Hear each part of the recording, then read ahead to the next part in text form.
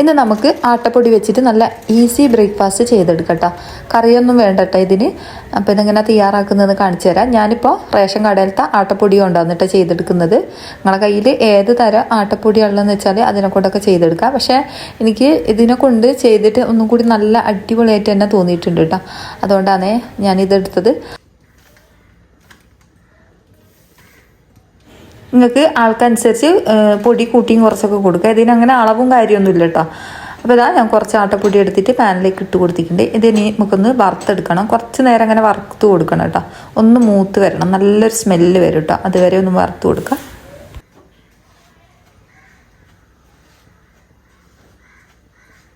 കുറച്ച് പൊടി എടുത്തിട്ട് ഞാൻ അരിച്ചിട്ട് ഇതിന് മുമ്പ് ഞാൻ പലഹാരങ്ങളൊക്കെ ഉണ്ടാക്കിയിരുന്നു കേട്ടോ. അപ്പോൾ അതിൻ്റെ ബാക്കി പൊടിയാണ്, അതുകൊണ്ടാണ് ഞാൻ അരിച്ചെടുക്കാത്തത്. ഇതിൽ പുഴുവും കാര്യങ്ങളൊന്നും ഇല്ല കേട്ടോ.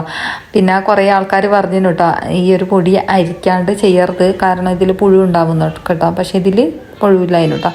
അപ്പോൾ അതാ ഞാൻ ഇത് നല്ലോണം തന്നെ വറുത്തെടുക്കുന്നുണ്ട്. പിന്നെ നിങ്ങൾ ചെയ്യുന്ന സമയത്ത് അരിച്ചിട്ട് ചെയ്യാൻ ശ്രദ്ധിക്കുക കേട്ടോ. ചിലയിലൊക്കെ പുഴു ഉണ്ടാവും, നമുക്ക് പറയാൻ പറ്റില്ല കേട്ടോ.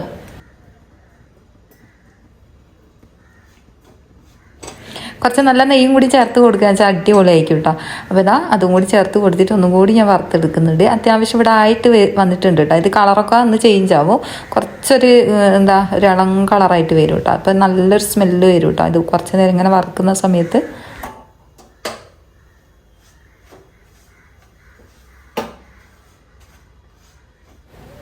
പിന്നെ നമ്മളെ വീഡിയോ കാണുന്ന ഒരു വീഡിയോക്ക് മറന്നു പോകാണ്ട് ഒരു ലൈക്ക് അടിച്ചേക്കണേ, എന്തെങ്കിലും ഒരു കമൻറ്റ് ഇടണേ. അപ്പോൾ ഇതാ ഇത്രയും മതിയാവും. ഇനി ഇത് നമുക്ക് ഫ്ലെയിം ഓഫ് ആക്കിയിട്ടൊന്ന് ചൂടാറാൻ വേണ്ടിയിട്ട് വെക്കാം. അത് ഞാൻ ഈ ഒരു പാത്രത്തിലേക്ക് മാറ്റി കൊടുക്കുന്നുണ്ട് ചൂടാറാൻ വേണ്ടിയിട്ട്. ചൂടോടേക്ക് കുഴയ്ക്കണ്ട, ഇത് ചൂടൊന്ന് ആറിയതിന് ശേഷം ഒന്ന് കുഴച്ചെടുക്കട്ടെ നമുക്ക്. ഇനി ഇതാ ഞാൻ ഇതിലേക്ക് വേണ്ടിയിട്ട് ഞാൻ ക്യാബേജാണ് എടുത്തത്.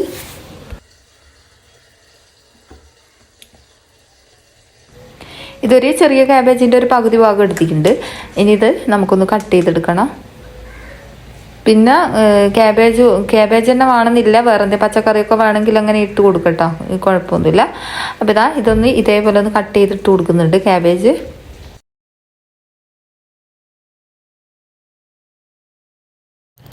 ഇനി നമുക്ക് തേങ്ങ വേണം. ഞാൻ ചെറുവീറ്റെല്ലാം എടുത്തത്. ഞാനിപ്പോൾ ഇതേപോലെ പൂണ്ടിയിട്ട് ഇതേപോലെ മിക്സിൻ്റെ ജാറിലിട്ടിട്ട് ഒന്ന് ക്രഷ് ചെയ്തെടുത്തതാണ് കേട്ടോ. നിങ്ങൾക്ക് എങ്ങനെ വേണമെങ്കിൽ എടുക്കുക. ചെറുവീറ്റ് ഇട്ട് കൊടുക്കാൻ വെച്ചാൽ അങ്ങനെയും ചെയ്തെടുക്കുക.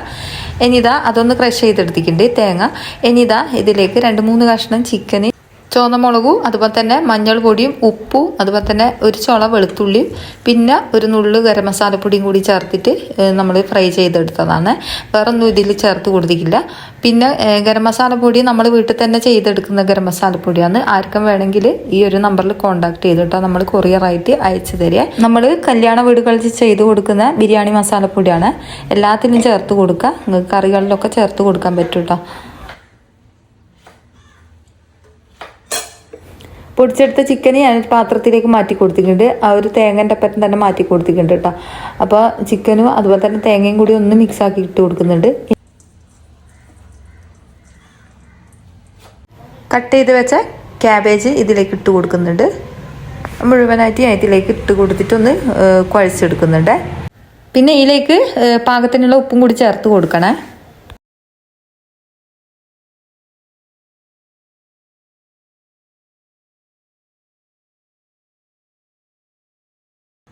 എരിവിന് ആവശ്യമായിട്ടുള്ള പച്ചമുളക് ചേർത്ത് കൊടുക്കുക. നിങ്ങൾക്ക് എത്ര വേണോ എരിവ് അത്രയും പച്ചമുളക് ചേർത്ത് കൊടുക്കുക. ഞാൻ ഇതേപോലെ ഒന്ന് കട്ട് ചെയ്തിട്ട് കൊടുക്കുന്നുണ്ട് കേട്ടോ. ഇത് അത്യാവശ്യം എരിവുള്ള പച്ചമുളകാണ്, അതുകൊണ്ടാണ് ഞാൻ ഒന്നെടുത്തത്. അപ്പോൾ അത് ഇതിലേക്ക് ഇട്ട് കൊടുത്തിട്ടുണ്ട്. ഇനി ഇതിലേക്ക് ഗരം മസാലപ്പൊടിയാണ്. ഞാൻ പറഞ്ഞല്ലോ നമ്മൾ വീട്ടിൽ തന്നെ തയ്യാറാക്കിയ ഗരം മസാലപ്പൊടിയാണ്. വേണ്ടോല് പെട്ടെന്ന് തന്നെ ഓർഡർ ചെയ്തിട്ടോ. ഗരം മസാലപ്പൊടി ഒരു നുള്ളു മാത്രം ചേർത്ത് കൊടുത്താൽ മതി, നല്ല ടേസ്റ്റ് ആയിരിക്കും. ഇനി ഇതിലേക്ക് മല്ലിച്ചപ്പും കൂടി ചേർത്ത് കൊടുക്കുക. ഇതൊന്ന് നല്ലോണം തന്നെ കൈവച്ചിട്ടൊന്ന് നല്ലോണം തന്നെ കുഴച്ചെടുക്കാം.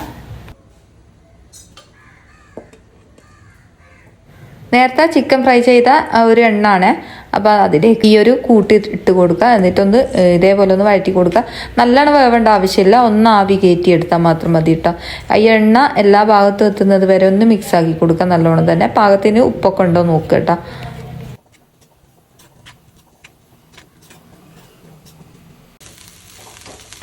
മുഴുവനായിട്ട് ഇട്ട് കൊടുത്തിട്ട് ഞാൻ ഇതേപോലെ നല്ലോണം തന്നെ മിക്സ് ആക്കി കൊടുക്കുന്നുണ്ട്. ചെറിയ പാത്രം ആയതുകൊണ്ട് തന്നെ ഇളക്കിയിടാൻ കുറച്ച് ബുദ്ധിമുട്ടുണ്ട് കേട്ടോ.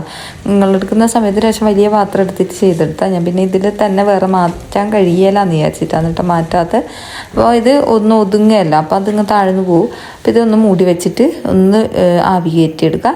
അപ്പോഴേക്കും നമ്മളെ പൊടി ഇവിടെ നല്ലോണം തന്നെ തണുത്ത് വന്നിട്ടുണ്ട്. ഇതിലേക്ക് ഞാൻ ഉപ്പ് വെള്ളമാണ് ചേർത്ത് കൊടുക്കുന്നത്. സാധാരണ പച്ചവെള്ളമാണ് കേട്ടോ.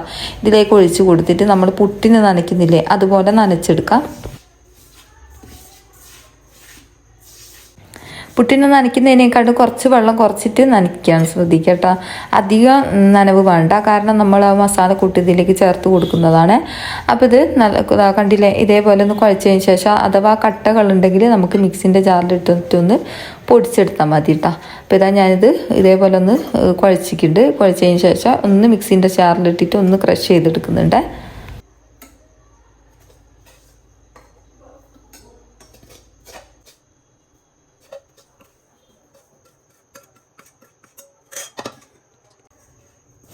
ഇതാ നമ്മളിത് പൊടിച്ചെടുത്തിട്ടുണ്ട്. ഇത്രയും മതിയാവും. ഒന്ന് പൾസ് മോഡിലിട്ട് ഒന്ന് 2 പ്രാവശ്യം ഒന്ന് അമർത്തി കൊടുത്താൽ മതി കേട്ടോ.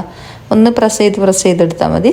ഇത്രയും മതിയാവും. ഇനി ഇതിലേക്ക് നമുക്ക് നേരത്തെ ചെയ്ത് വെച്ച ആ മസാലക്കൂട്ടില്ലേ ക്യാബേജിൻ്റെ, അത് ഇതിലേക്ക് ചേർത്ത് കൊടുക്കുക. അതൊന്ന് ചൂടാറണം കേട്ടോ. ചൂടാറിയതിന് ശേഷമാണ് കേട്ടോ നമ്മൾ ഇതിലേക്ക് ചേർത്ത് കൊടുക്കാൻ പാടുള്ളൂ.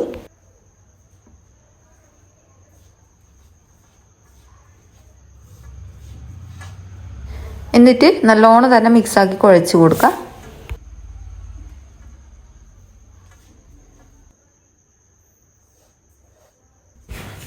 പുട്ടിന് കുഴയ്ക്കുന്ന പോലെ കുഴച്ചെടുത്തിട്ടുണ്ട്.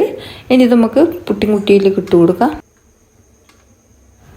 ഇനി ഇതാ നമുക്ക് ചുട്ടെടുക്കാം. ആവി കയറ്റിയെടുക്കട്ടെ. നല്ല അടിപൊളി പുട്ടാണ്. എല്ലാവരും ഒന്ന് ചെയ്ത് നോക്കിയിട്ട് അഭിപ്രായം പറയണേ. നല്ല ടേസ്റ്റാണ് കേട്ടോ. കഴിക്കാൻ വേണ്ടിയിട്ട് ഒരു പ്രാവശ്യമെങ്കിലും ഇതേപോലെ ചെയ്യാത്തവരുടെ ചെയ്ത് നോക്കുക. ഇതിന് കറിൻ്റെ ഒന്നും ആവശ്യമില്ല കേട്ടോ. വെറുതെ കഴിക്കാൻ പറ്റിയ അടിപൊളി പുട്ടാണ്. അപ്പോൾ ഇതാ അടുത്തതും കൂടി നമുക്ക് ഇതേപോലെ ഇതിലേക്ക് ഇട്ട് കൊടുത്തിട്ട് ഒന്ന് ചുട്ടെടുക്കാം.